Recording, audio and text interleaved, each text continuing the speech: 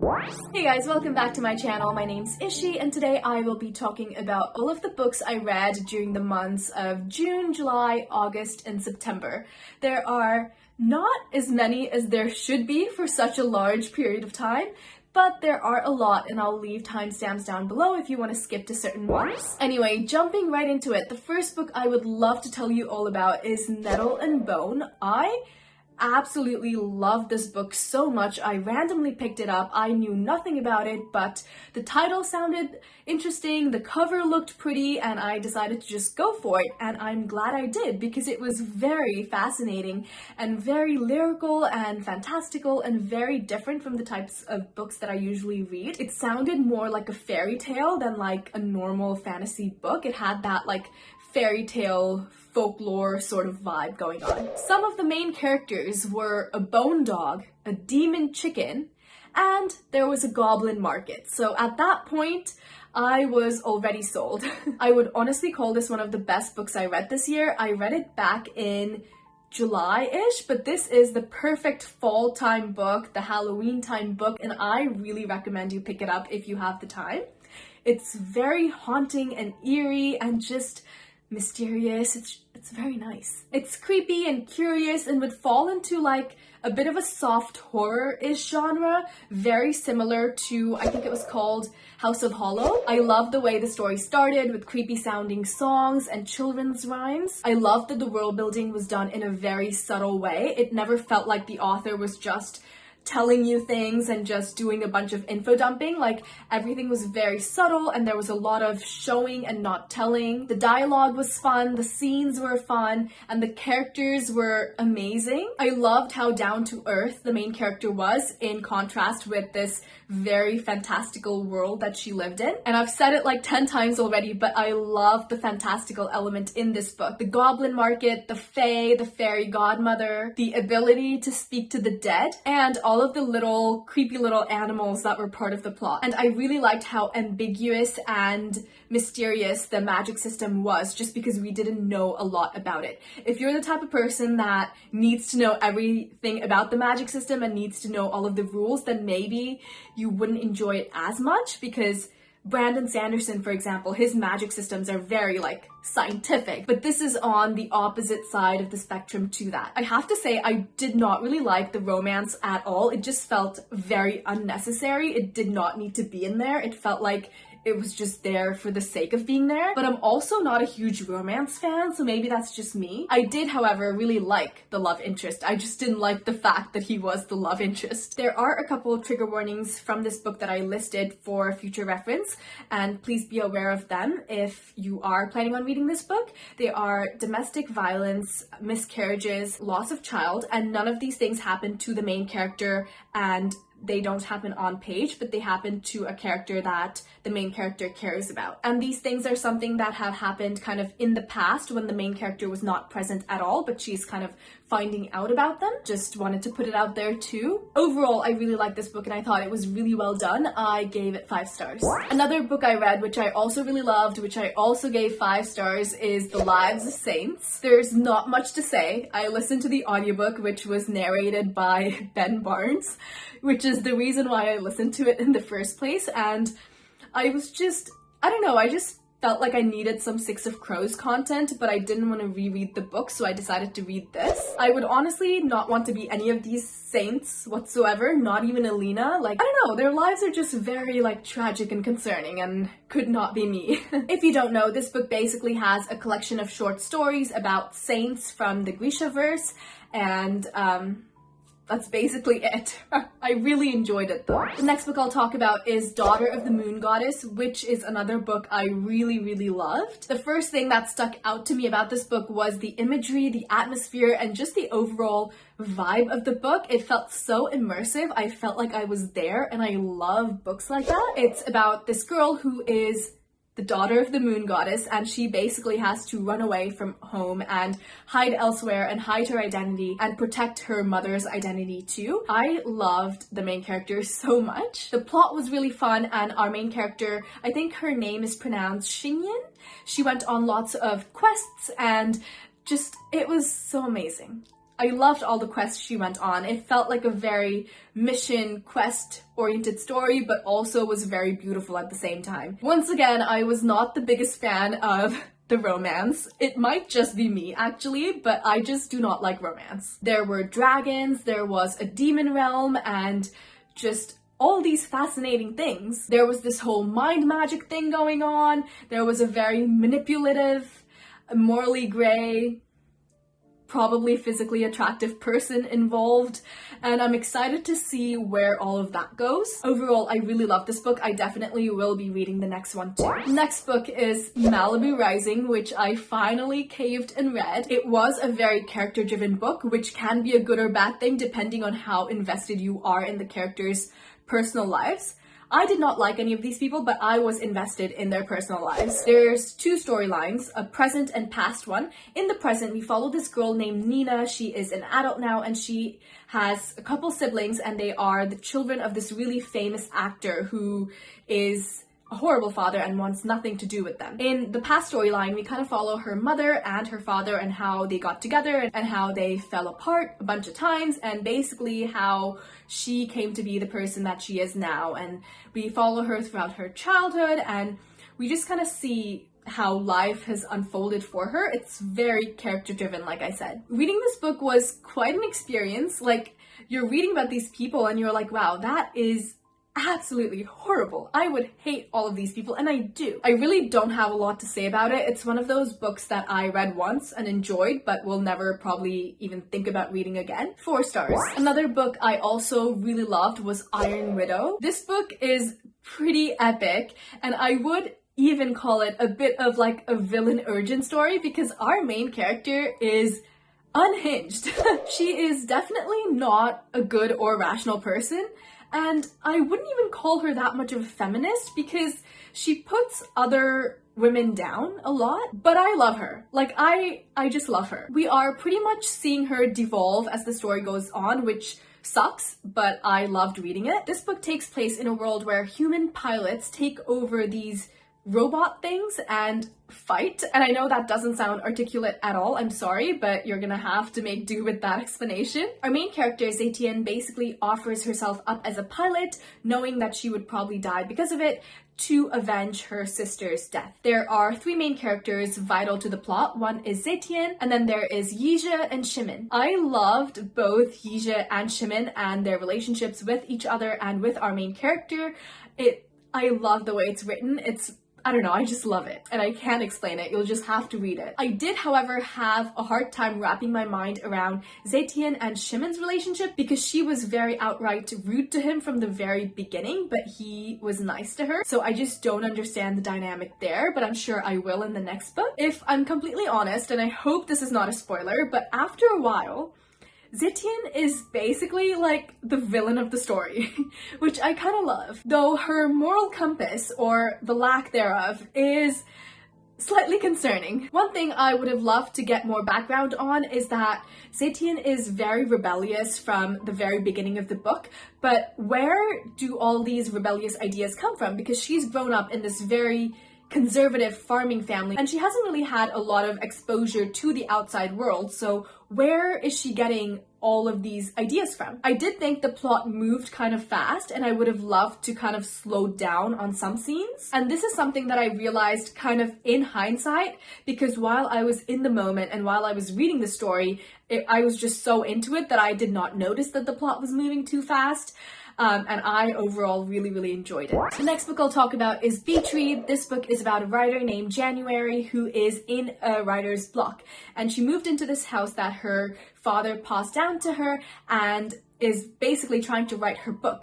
And she happens to be neighbors with this guy who's also an author who she used to know in university, and they started off as like rivals, so I guess it's a bit of a enemies to lovers, though I don't like using that term when it comes to contemporary fiction. I feel like enemies to lovers is a very like fantasy term. Anyway, they are definitely rivals, and they are trying to, I don't know, one-up each other with their book. I know I've said in the past that I just don't like romance. However, this book was very fun and cute, and I really enjoyed it.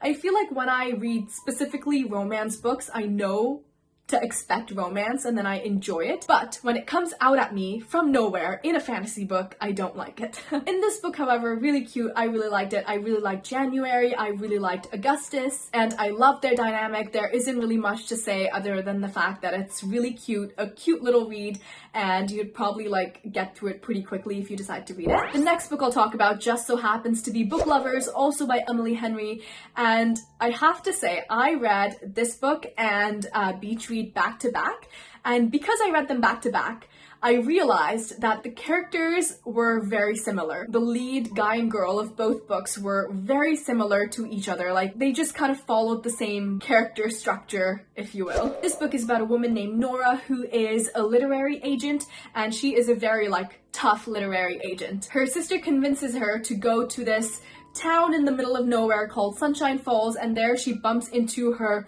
nemesis, this guy named Charlie, and they also have this bit of rivalry going on with literature, and it's very cute. It's very similar to Beach Read, like I said, but I also really enjoyed it. It's a very quick read. There's not much time to think about how the two books are similar. I just kind of got through them and they were very cute. I gave both these books 4 stars. The next book I'll talk about is The 7.5 Deaths of Evelyn Hardcastle. I have seen this book everywhere I went for the last year or so.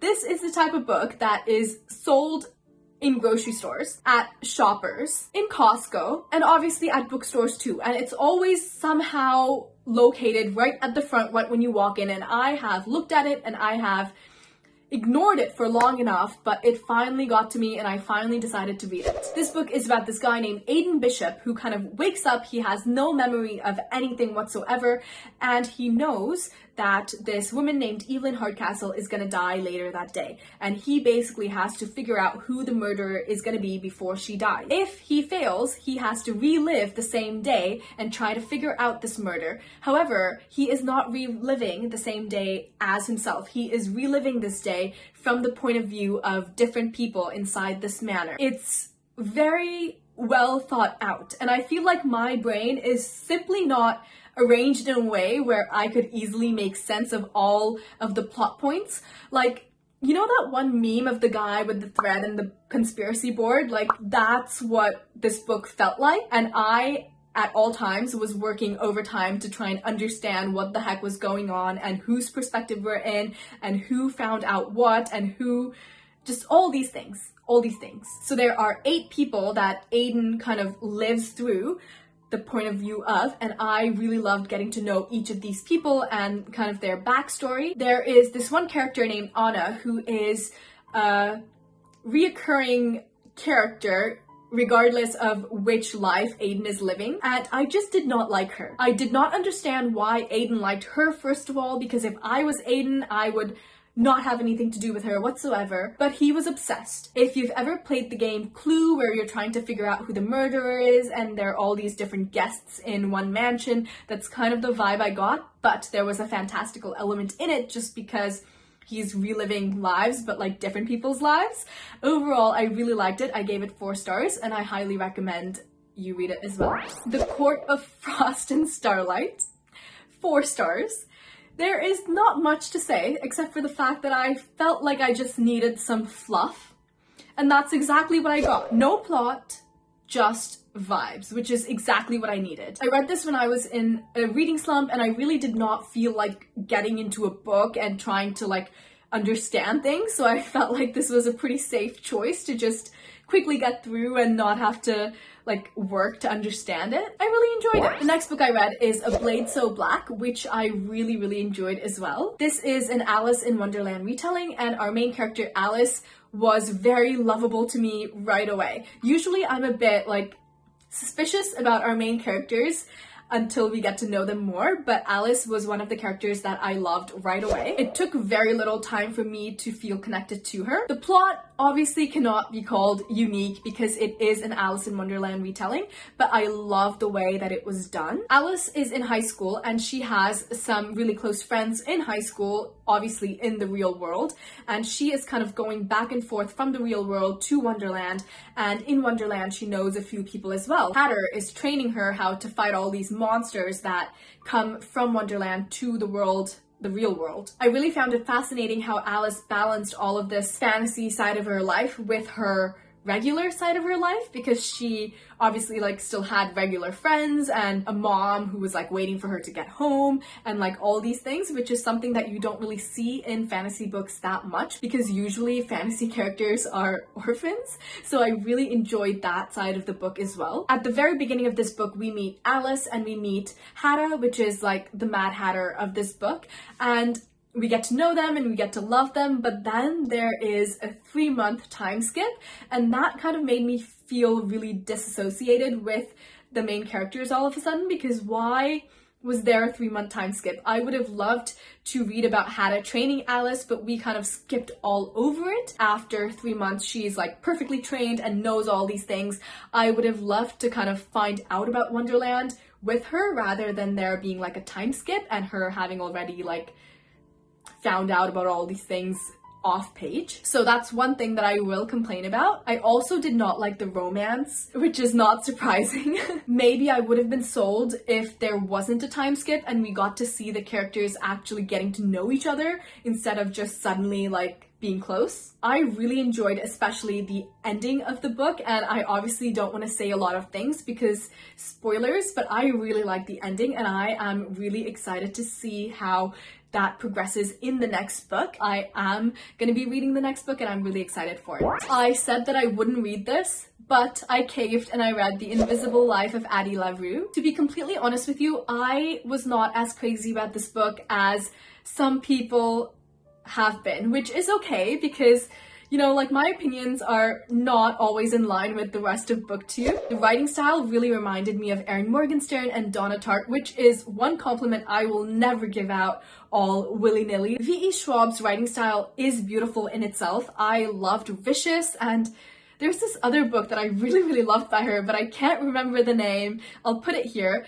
I thought the writing style in those books was very beautiful, but this book had a very different writing style than those books, so that's why I'm like comparing it to other authors, but I love the writing style. The reason I did not like this book as much was because I did not like Addie, the main character. She seemed like too much of a woe is me, my life sucks, everything is horrible, and it's like, girl, like, get over yourself. Her life is very boring. She doesn't want to get married. Her parents just don't understand her. And so she begs a god for her freedom, and when she finally gets her freedom, she's like, oh no, this is not the sort of freedom I wanted. I have been deceived and blah blah blah. Like, come on. Like, you can't have your cake and eat it too. She just kind of whines for the entire book, and I was just so over it. Like, yeah, we get it. You have 7 freckles and you look like a constellation and you want to be a tree. Okay. There is a love interest. His name is Henry. I found him very boring as well, though I did like him better than Addie. And then there is Luke, who is the demon that Addie sold her soul to for freedom. Why is he interested in her? Like, she's so boring. Why is he following her around like a little puppy? I just don't understand. I just feel like Luke as a character had so much potential, but he never reached that potential because the entire time he is painted as like a comic book villain through Addie's eyes. Overall, the premise was interesting. I loved the writing style. I did not like the character, and she was very boring, which is why I didn't enjoy this book as much as I could have. I gave this book 3 stars. And then I read How the King of Elfhame Learned to Hate Stories. Reading this was a very impulsive decision. I'm not even that huge a fan of The Cruel Prince or Cardan, but I felt like I needed to read this book. I really didn't do my research before reading this, and I thought that it was a bit of a prequel to The Cruel Prince, or like a tale from Cardan's childhood. It kind of was, but also not. It just was not what I was expecting it to be. There were like some prologue aspects and some epilogue aspects. I would have loved if it was more chronological. There were scenes from The Cruel Prince from Cardan's point of view instead of Jude's, which I loved, but I would have loved to see some new content instead of what we've already read before. Overall though, I thought it was a nice little wrap up for the series and I did like it. I gave it 3 stars. The next book I'll talk about is Morrighan, which is a bit of a prequel to the Remnant Chronicles, which I haven't read and I don't know what they're about. But I thought for some reason that I you should read this. And I did. I just thought the summary of it on Goodreads sounded really like cool, so I felt like I just needed to read it. The summary says, before borders were drawn, before treaties were signed, before wars waged anew, before the kingdoms of the remnant were even born and the world of old was only a hazy slate of memory, told in story and legend, a girl and her family fought to survive. And that girl's name was Morrighan. And I just thought that was the most beautiful thing ever, and I thought I should read this prequel to this series that I know nothing about. It was short and sweet and took me very little time to read. I did not like it as much as I thought I would. Based on the summary, I was pretty excited, but I was disappointed. I mean, the book and the main character are named after a goddess of war. I was expecting it to be epic, and she is just not epic. She basically has the power of the knowing, which means that she has like a gut feeling about things. And I just don't know what's so great about it. The love interest is this guy named Jafir, who she leaves her family for. And he is basically this walking red flag who I did not like at all. There was no development to their relationship at all. He kind of went from don't talk to me ever again to I'm basically in love with you. I didn't like the plot and I didn't like the characters. However, I love Mary E. Pearson's writing style. Maybe I will read The Remnant Chronicles. But I ended up giving this 3 stars,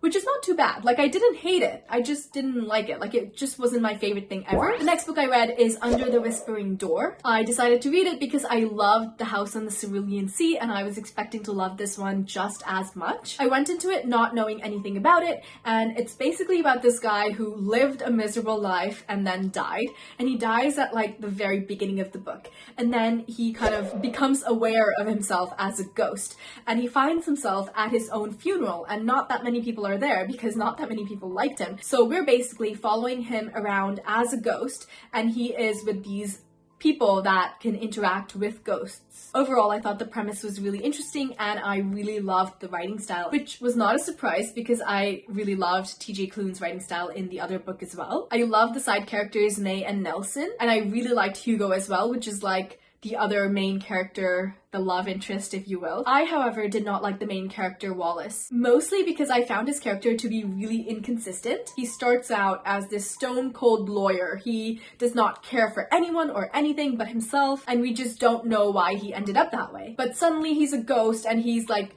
hoping to fix himself and all these things and going through all this character development, and he's just changing too fast for me to really find it believable. And it didn't feel like he was just the better version of himself. It just felt like this was a completely new character who is somehow now a cinnamon roll. Overall, though, I really did like the book. I liked the writing style, I liked the premise, and I ended up giving it 3 stars. The next book I'll talk about is The Invention of Hugo Cabret. I was really excited to read this book because it was written by the same author who also wrote The Marvels, and I absolutely love that book. It is one of my favorites that I read this year. This one, however, was disappointing. I did not like it as much. Maybe because I just expected too much out of it, just because I loved The Marvels so much, and it didn't quite meet the bar.